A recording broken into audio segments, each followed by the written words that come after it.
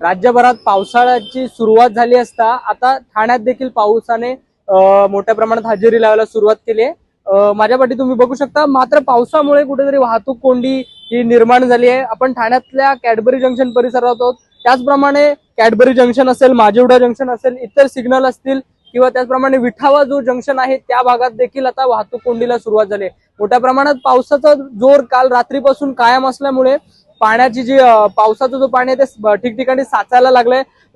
रस्ते असतील, खड्डे असतील, सगळे जाम झाले, सगळीकडे सगळे रस्ता चक्का जाम झालाय। तशा प्रकारे वाहतूक कोंडी आहे। मोठ्या प्रमाणात कामावरती जाणाऱ्या चाकरमान्यांच्या, गाडीतून जाणाऱ्या चाकरमान्यांचे कुठेतरी हाल होतात। माझ्याकडे तुम्ही बघू शकता अशाच प्रकारची वाहतूक कोंडी मोठमोठ्या ठिकाणी थांबलेत। कुठे कुठे तर दीड 2 तास वाहतुकांचा चक्का जाम आहे, मात्र गाड्या हालत नाहीयेत। गाड्यांच्या लांबच लांब रांगा लागल्यात, मात्र कुठली उपाययोजना तात्काळ महापालिकेच्या वतीने किंवा परिवहन कक्षाच्या वतीने करण्यात आलेली नाहीये।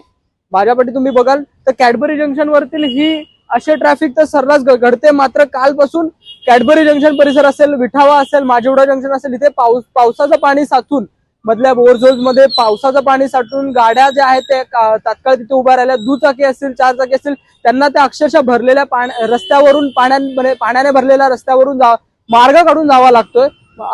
त्याचप्रमाणे काही प्रवाशांचं असं म्हणणं आहे की महापालिकेने तात्काळ उपाययोजना करून जी नाले सफाई जसं सांगितलं जातं तसं त्याचप्रमाणे बोरहोल्स मधल्या पाण्यासाठी कुठली तरी सुनियोजन करावं, अशी त्या प्रवाशांचं म्हणणं आहे। मी सोहम शिर्के, आपलं महानगर ठाणे।